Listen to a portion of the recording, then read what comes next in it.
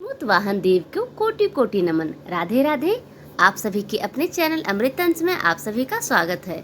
आज मैं आप सभी को जीवित पुत्रिका व्रत की पौराणिक 3 कथा सुनाने जा रही हूँ। कृपया कथा को पूरा जरूर सुनिए और साथ ही चैनल को सब्सक्राइब भी जरूर कर दें। आप सभी को जीवित पुत्रिका व्रत की हार्दिक शुभकामनाएं। बेटी की लंबी आयु के लिए रखा जाने वाला व्रत जीवित पुत्रिका है। व्रत के दौरान पुत्र की दीर्घायु के लिए माताएं निर्जला उपवास और पूजा अर्चना करती हैं। आश्विन मास की कृष्ण पक्ष की अष्टमी को माताओं द्वारा अपने संतान की आयु, आरोग्य तथा कल्याण होते इस व्रत को किया जाता है। जीवित पुत्रिका व्रत को जितिया या ज्योतिया या जीवित वाहन व्रत के नाम से भी जाना जाता है। धार्मिक रूप से जीवित पुत्रिका व्रत का विशेष महत्व रहता है। व्रत के दिन दूसरे दिन भी माताएं देर तक जल अथवा अन्न ग्रहण नहीं करती। जीवित पुत्रिका व्रत के साथ जीमूतवाहन भी कथा जुड़ी हुई है। इसमें गंधर्वों के राजकुमार जीमूतवाहन अपने जीवन की दांव पर लगाकर नागवंश की रक्षा करते हैं। जीमूतवाहन का दम्य साहस से नाग जाति की रक्षा हुई और तब से पुत्र की सुरक्षा हेतु जीमूतवाहन की पूजा की प्रथा शुरू हो गई। आश्विन की अष्टमी के प्रदोष काल में पुत्रवती महिलाएं जीमूतवाहन की पूजा करती हैं। आश्विन की अष्टमी के दिन उपवास रखकर स्त्री सायं प्रदोष काल में जीमूतवाहन की पूजा करती है तथा कथा सुनने के बाद आचार्य को दक्षिणा देती हैं। वह पुत्र पौत्रों का पूर्ण सुख प्राप्त करती हैं। व्रत का पालन दूसरे दिन अष्टमी तिथि को समाप्ति के पश्चात किया जाता है। यह व्रत अपने नाम के अनुरूप फल देने वाला है। विधि विधान से भगवान वासुदेव और जीमूतवाहन का पूजन करें और व्रत कथा का पाठ करें। पूरे दिन व्रत करने के बाद अगले दिन सूर्यदेव को अर्घ्य देने के बाद इस व्रत का पालन करें। इस दौरान चावल, मड़वा की रोटी, तुरई, रागी और नौनी का साग खाया जाता है। जितिया व्रत एक कठोर व्रत माना जाता है। इस निर्जला व्रत को महिलाएं अपने संतान की सुरक्षा और उज्जवल भविष्य के लिए करती हैं। जितिया व्रत से जुड़ी 3 कथाएं काफी प्रचलित है। पहली कथा महाभारत काल से जुड़ी हुई है, दूसरी कथा चील और सियारन की कथा, तीसरी कथा जीमूतवाहन वाली कथा। इस साल जितिया व्रत 14 सितंबर 2025 को मनाया जाएगा। धार्मिक मान्यताओं के अनुसार जो कभी महिला जीवित पुत्रिका व्रत या जितिया व्रत करती हैं उसकी संतान पर कभी कोई संकट नहीं आता। साथ ही संतान का जीवन सुख से भर जाता है। यह व्रत निर्जला रखा जाता है, यानी इस व्रत में अन्न जल कुछ भी ग्रहण नहीं किया जाता। इस पूजा में महिलाएं कुसा से बनी हुई जीमूतवाहन की प्रतिमा की पूजा करती हैं। साथ ही मिट्टी और गाय के गोबर से चील और सियारन की मूर्ति बनाती हैं। फिर शुभ मुहूर्त में विधि विधान पूजा करके जितिया की कथा सुनती हैं। जितिया की पहली कथा। जितिया व्रत की यह कथा महाभारत काल से जुड़ी है।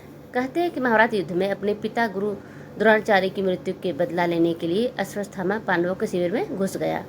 महाभारत युद्ध के पश्चात पांडवों की अनुपस्थिति में कृतवर्मा और कृपाचार्य को साथ लेकर अश्वत्थामा ने पांडवों के शिविर में प्रवेश किया। अश्वत्थामा ने द्रौपदी के पुत्रों को पांडव समझकर उनके सिर काट दिए। दूसरे दिन अर्जुन कृष्ण भगवान को साथ लेकर अश्वत्थामा की खोज में निकल पड़े और उसे बंदी बना लिया। धर्मराज युधिष्ठिर और श्री कृष्ण के परामर्श पर उसने सिर की मणि लेकर तथा केस मूंडकर उसे बंधन से मुक्त कर दिया। अश्वत्थामा ने अपमान का बदला लेने के लिए अमोघ अस्त्र का प्रयोग पांडवों के वंशधर उत्तरागर्भ पर कर दिया। पांडव उस अस्त्र का प्रतिकार नहीं जानते थे।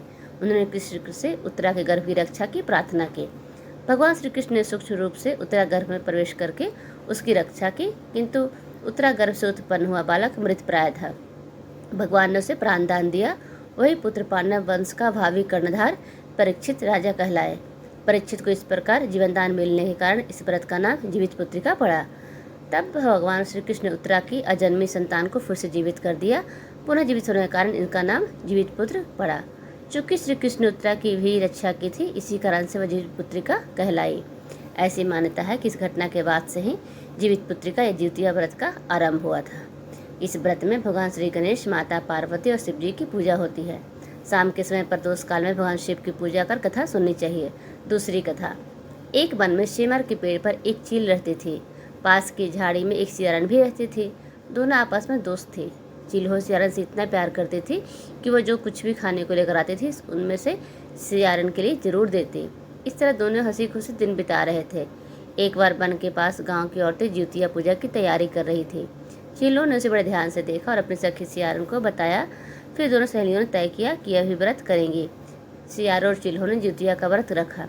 बड़ी निष्ठा और लगन से मंगल कामना करते हुए पूरे दिन निर्जला व्रत रही। मगर रात होते ही सियारन को भूख प्यास सताने लगी। जब बर्दाश्त न हुआ तो जंगल में जाकर उसने मांस और हड्डी पेट भर खाया। चिल्हों ने हड्डी चबाने की कड़कड़ की आवाज़ सुनी तो पूछा कि यह कैसी आवाज़ है। सियारन ने कहा कि बहन, भूख के मारे पेट गुड़गुड़ कर रहा है, यह उसी की आवाज़ है। लेकिन चिल्हों ने सियारन का झूठ पकड़ लिया। उसने सियारन को खूब लताड़ा कि जब यह व्रत नहीं हो सकता संकल्प क्यों लिया था। चिल्हो रात भर भूखे प्यासे रहकर व्रत पूरा किया। अगले जन्म में दोनों मनुष्य रूप में राजकुमारी बनकर सगी बहनें हुई। सियारन बड़ी बहन और उसकी शादी एक राजकुमार से हुई। चिल्हो छोटी बहन, उसकी शादी उसी राज्य के मंत्री पुत्र से हुई। बाद में दोनों राजा और मंत्री बने रहे। सियारन के जो भी बच्चे होते वह मर जाते, जबकि चिल्हो के बच्चे स्वस्थ और हट्टे कट्ठे रहते। इससे उसे जलन होने लगी। उसने उन्हें मारने की सोची। उनका सिर कटवा कर डब्बे में बंद करा दिया, पर वह शीश मिठाई बन जाती और बच्चों का बाल बाका तक न होता। इस तरह सियारन की बहन ने बच्चों और उनके पति की मारने की कोशिश विफल हो गई। आखिरकार दैवयक्षों से भूल का ऐसा आभास हुआ।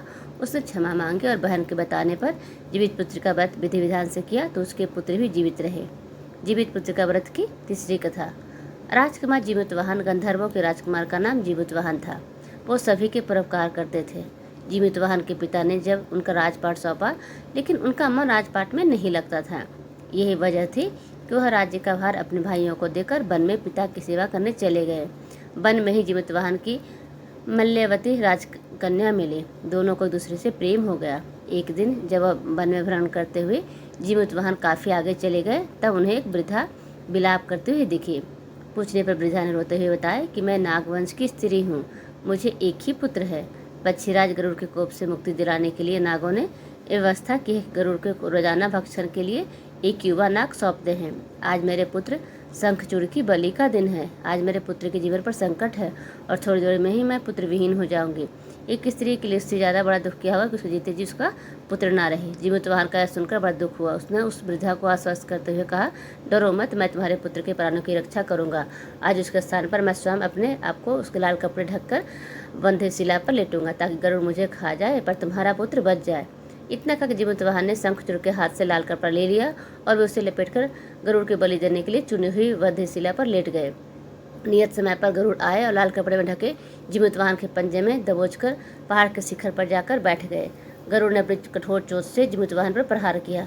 जीवितवाहन के शरीर से मांस का बड़ा हिस्सा नोच लिया। इसकी पीड़ा से जीवितवाहन की आंखों में आंसू बह रहे निकले और वह दर्द से कराहने लगे। अपने पंजे में जकड़े प्राणी की आंखों में से आंसू और मुंह से कराह सुनकर गरुड़ बड़े आश्चर्य में पड़ गए, क्योंकि पहले ऐसा कभी नहीं हुआ था। उन्होंने जीवितवाहन से उसका परिचय पूछा।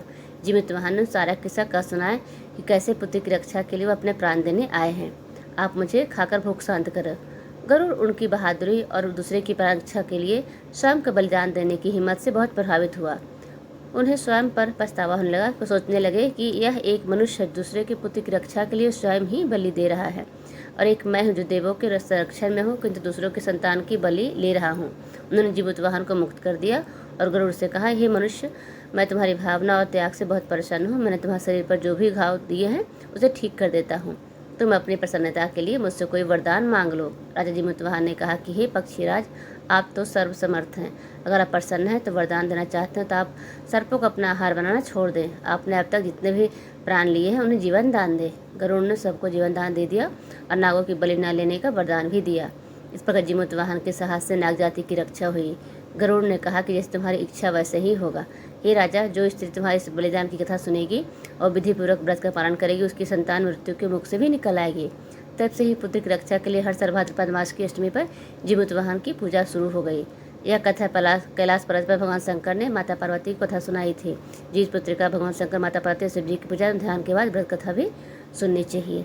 कथा सुनने के लिए आप सभी का बहुत बहुत धन्यवाद।